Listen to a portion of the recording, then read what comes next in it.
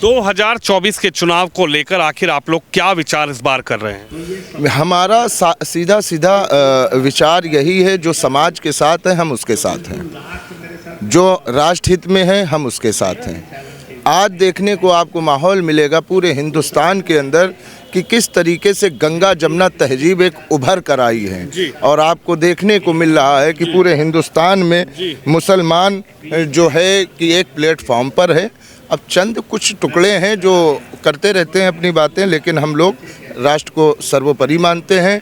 और इस वक्त जो हमारे यशस्वी श्री प्रधान नरेंद्र मोदी जी का जो कार्य है मुसलमानों के लिए कि 70-75 सालों में कांग्रेस भी रही और भी पार्टियां रहीं, राज्य में भी रहीं, लेकिन जो सूफी संत का एक इतिहास रहा उसको दबा दिया गया पूरी तरीके से।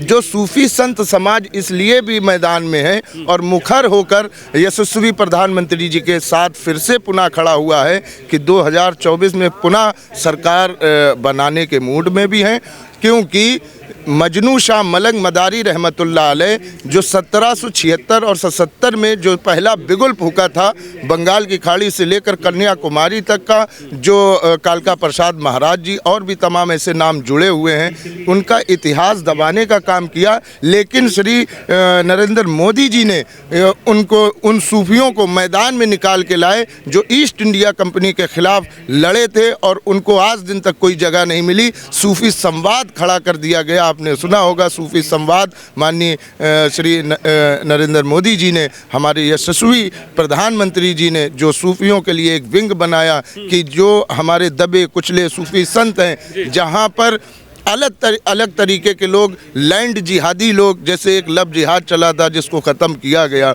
है ना, इसी तरीके से लैंड जिहादी लोग हैं जो वक्फ के जरिए हमारी खानकाहों को, हमारी दरगाहों को छीनना चाहते थे। बड़े बेबस थे सूफी संत, क्योंकि उनकी कोई सुनी जाती नहीं थी। अरे ये तो फकीर है, इसका क्या है, उसका क्या है, ये कुछ नहीं है। वो एक अलग विचारधारा के जो मानसिकता के लोग थे। वक्फ बोर्ड जैसी संस्थाओं में जुड़ने के बाद हमारे ऊपर जो जुल्म और अत्याचार किया, वक्फ बोर्ड से मिलकर आज हम सूफी संत सूफी संवाद से और सरकार के साथ कदम पर कदम मिलाकर चल रहे हैं, और कहीं ना कहीं सूफी समाज प्रधानमंत्री नरेंद्र मोदी जी के साथ है। लेकिन सवाल तो यह है कि 2024 में गठबंधन बड़ी मजबूती से तैयारी कर रहा है। गठबंधन का नारा है कि मोदी हटाओ देश बचाओ। आप नहीं मानते कि गठबंधन जो तैयारी कर रहा है, चाहे राहुल गांधी हो, चाहे अखिलेश यादव हो, ममता दीदी हो, ये सब अब की बार मोदी जी की कुर्सी को हिला देंगे? अभी ये तो आप पहले भी चुनाव में देख चुके थे कि गठबंधन था, लेकिन कहाँ काम किया भाई। और गठबंधन किस बात का गठबंधन? हमारा देश हमेशा संगठित रहा है और विखंडनकारी लोग हमेशा विखंडन करते रहे। भारत जोड़ो यात्रा राहुल गांधी ने चलाई थी, और अब वो चुनाव से पहले भारत जोड़ो न्याय यात्रा लेकर पूरे प्रदेश में और पूरे देश में एक संदेश दे रहे हैं कि अब की बार सरकार बदलेगी, अब की बार सत्ता बदलेगी, मोदी अब की बार चुनाव हारेंगे, और जब हमारी सरकार आएगी तो हम लोगों को न्याय दिलाएंगे। उनको फ्रीडम है, वो कुछ भी कह सकते हैं। ये इस मुल्क के हिंदुस्तान की एक संस्कृति ये भी है कि कोई भी कुछ बोल सकता है, लेकिन जो नज़रिया है वो देखने का अलग है। वो 24 के चुनाव में पता चल जाएगा कहाँ कौन है। पिछले 2 बार से प्रधानमंत्री मोदी कुर्सी पर हैं, गद्दी पर विराजमान हैं, प्रदेश के प्रधानमंत्री के तौर पर नेतृत्व करते हैं। मुस्लिम महिलाओं की जब चर्चा होती है तो मोदी ये कहते हैं कि मुस्लिम महिलाओं के लिए जो दर्द भरी उनकी दास्तां हुआ करती थी 3 तलाक, जो दर्द भरा उनका एक दिल का घाव हुआ करता था कि 3 तलाक हलाला, उसको लेकर कहीं ना कहीं मोदी सरकार ने अपनी आवाज़ मुखर करी और उसको कहीं ना कहीं कानून बनाने की प्रक्रिया शुरू करी। और अभी हाल फिलहाल में ही वुमेन्स डे भी निकला, महिला दिवस भी निकला। कैसे देखते हैं आप 3 तलाक पर जिस तरीके से चर्चा की, उस पर क्या सोचते हैं? बिल्कुल, बहुत जो अगर कॉन्स्टिट्यूशन में जो अगर तब्दीली आई महिलाओं के लिए, जिस तरीके से उनकी पीड़ा थी और लोग थे 3 तलाक कर देने से ज़िंदगी के सिस्टम नहीं ख़त्म हो जाते हैं, और ये तो होना ही चाहिए था बिल्कुल। और हम इस पर पूर्ण बहुमत के साथ हम लोग खड़े हुए हैं, समर्थन में रहे और कई प्रोग्रामों में हिस्सा बने कि नहीं ये ऐसा बहुत अच्छा किया सरकार ने, और हमेशा हमने इस चीज़ की सराहना की है। आपने सराहना की है, लेकिन कुछ लोगों का, कुछ मौलानाओं का ये कहना था कि मोदी सरकार शरीयत से छेड़छाड़ ना करे। अगर बहनों की बात हुई तो शरीयत की बात आ गई। मौलानाओं ने कहा कि 3 तलाक पर मोदी ना बात करें क्योंकि ये शरीयत का पार्ट है। देश संविधान से चलेगा या शरीयत से चलेगा? अब ये बताइए, क्या वो इस देश में नहीं रहते हैं? जी, हर देश का एक अपना संविधान है। हमारे भारत का भी एक संविधान है। संविधान के दायरे में रहकर जो जिसकी परेशानियां हैं, जो अगर उस पर जो अगर आवाज़ उठाई गई, तो मौलाना साहब सबसे पहले ये चिन्हित कर लें कि वो पाकिस्तान में है कि लेबनान में है, कहाँ है। वो हिंदुस्तान में है, ठीक है ना। और शरीयत और हिंदुस्तान के संविधान में कहाँ से मैचिंग? भाई, आप अपने रिलीजन को मान सकते हैं, लेकिन आप किसी के ऊपर जुल्म नहीं कर सकते। आप मानते हैं कि सब्जी में नमक ज़्यादा हो गया तो तलाक तलाक तलाक, चाय में पानी ज़्यादा, चीनी ज़्यादा हो गई, तलाक तलाक तलाक। इस कुरीति से, इस दर्द से अगर महिलाओं को उभारने का काम किया है तो ये अच्छा कार्य है जो प्रधानमंत्री या मोदी सरकार ने किया है। बिल्कुल अच्छा किया है, बिल्कुल अच्छा किया है। ये जो गुमराहियत थी कि शराब पी कर आया तलाक, गुंडागर्दी करके आया तलाक, जो तमाम ऐसी चीज़ें हैं जो सभी जानते हैं। ओपनली मैं ये कहना चाहूँगा, फाइनल ये है कि जो भी हुआ अच्छा हुआ। महिलाएं बड़ी खुश हैं और हर तरीके से मोदी जी का समर्थन भी कर रही हैं। राम मंदिर का भव्य निर्माण हुआ, उद्घाटन हुआ, और राम मंदिर उद्घाटन के बाद कई मुस्लिम समुदाय के लोगों को मैंने देखा, उन्होंने कहा कि राम हमारे पूर्वज थे और वो दर्शन करने के लिए गए। लेकिन कुछ मुस्लिमों का ये, कुछ मौलानाओं का ये संदेश आया कि राम का नाम भी नहीं ले सकते, जैसे राम बोलेंगे तो उस पर भी फतवा जारी कर देंगे। इस पर आप क्या कहेंगे? मैं इस पर यही कहूँगा कि हुब्बे वतनी मिनल ईमान। मेरे नबी सल्लल्लाहु अलैहि वसल्लम फरमाते हैं वतन से मोहब्बत और ईमान की दलील है।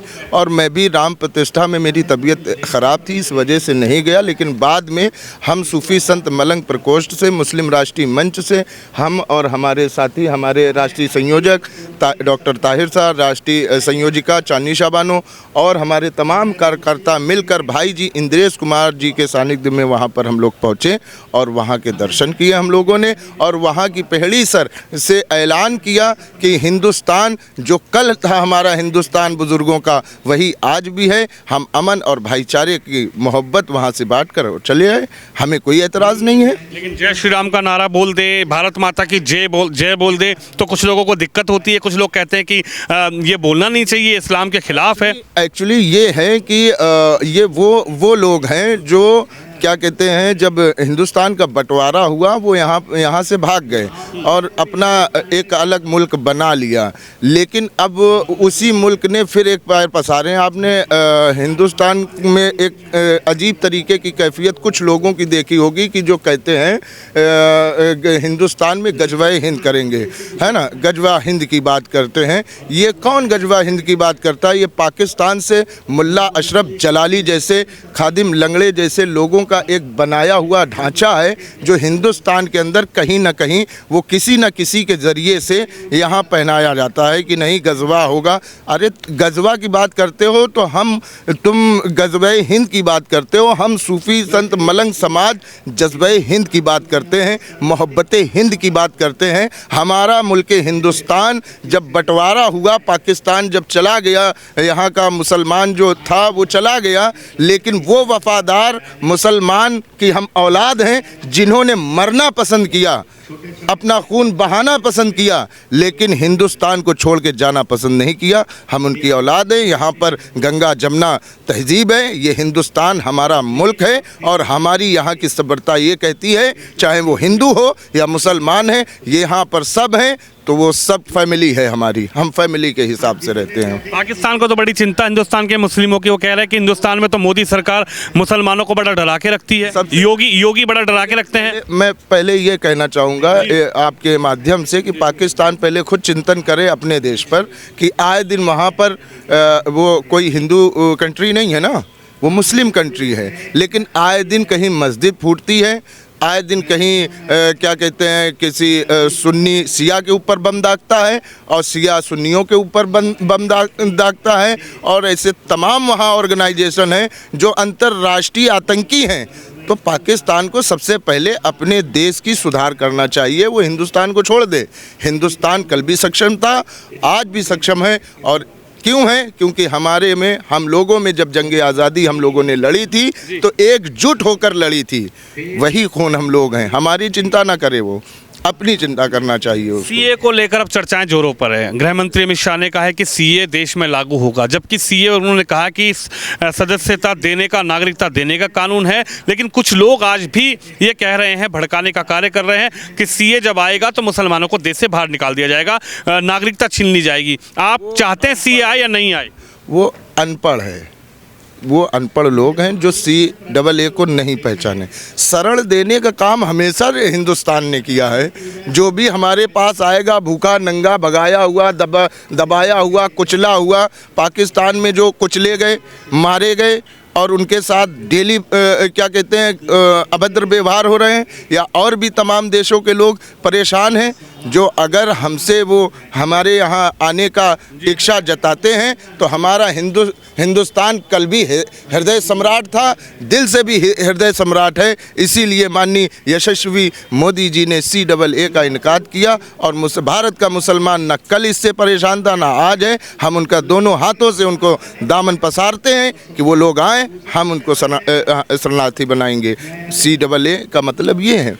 राहुल गांधी, प्रियंका गांधी, अखिलेश यादव, इन पर विश्वास क्यों नहीं हो रहा? गठबंधन के इन तमाम नेताओं पर विश्वास क्यों नहीं हो रहा? मोदी पर इतना विश्वास क्यों? क्योंकि उन्होंने 70-75 सालों में ठगा है देश को।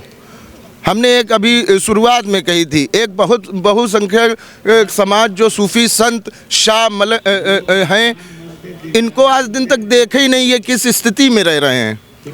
जो शाह एक बहुत बड़ा, आप किसी भी दरगाह में जाइए, दरगाह में हिस्से में लिखा होगा शाह, और एक दरगाह से मिनिमम जो अगर आप जोड़ेंगे तो 5000 आदमी रख लीजिए, उस दरगाह से उसकी रोटी चलती है, उससे परिवार जुड़ा हुआ है, उसकी आस्था जुड़ी हुई है।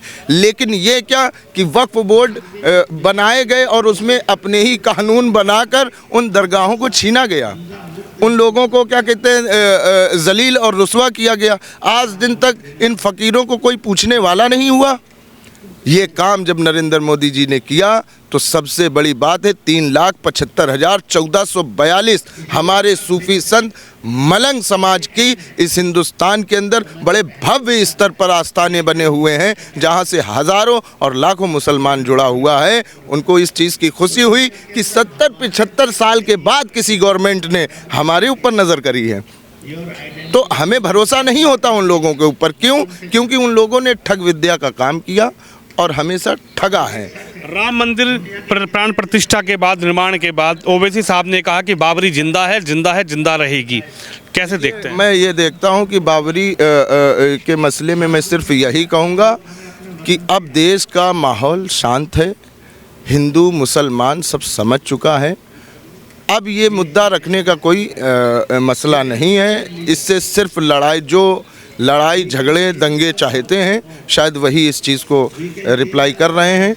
खैर, हमको ये चाहिए, हमारा हिंदुस्तान अमन और शांति की तरफ बढ़ रहा है, तो सबको सहयोग करना चाहिए। तो लगता है कि तीसरी बार मोदी हैट्रिक मारने वाले हैं? बिल्कुल लगता नहीं, एकदम कंफर्म है कि हैट्रिक क्या, अब की सरकार, मोदी सरकार फिर से बनेगी। लेकिन कुछ लोग है ना कि कुर्सी हिल जाएगी मोदी जी की। अब कुछ लोग तो ये भी कह देते हैं कि आसमान फट जाएगा, तो फट गया। कुछ लोग तो ये भी कह देते हैं कि आसमान फट गया, धरती में ज्वालाएं भड़कने लगी, तो उससे ये हो गया, नहीं हो गया ना। अखिलेश यादव कहते हैं कि मुस्लिमों के रहनुमा तो समाजवादी थी। तो अभी तक मुस्लिमों के साथ क्या होता रहा? मैं वही तो बात दोहरा रहा हूँ कि अभी तक दबे कुचले जो थे उनको कहाँ तुमने उनकी चर्चा की? आज पसमानदा के नाम पर जब दबे कुचले लोगों को सरकार ने बढ़ाने की कोशिश की तो उसमें राजनीति चालू हो गई है। लेकिन पसमानदा की आवाज़ किसने उठाई और सूफी संवाद किसने बनाया? आप उज्जवल योजना हुई, गल्ला हुआ जो खाने को आज मिल रहा है लोगों को, गैस सिलेंडर हुआ, और भी तमाम लेके आयुष्मान कार्ड को लेकर कि तमाम गरीब दबे कुचले लोगों का इलाज हो रहा है, किसने किया? अभी तक क्यों नहीं हुआ? क्या रोड बना देने से सब कुछ हो जाता है, देश चल जाता है? देश को चाहिए सुकून, रोटी और शिक्षा। तो सबका साथ, सबका विकास और सबका विश्वास के साथ ये सरकार चल रही है। तो हमें लगता है कि आगे 2024 में सारा देश का मुसलमान क्या, पूरे हिंदू मुस्लिम सब लोग मिलके पार्टी को जिताएंगे।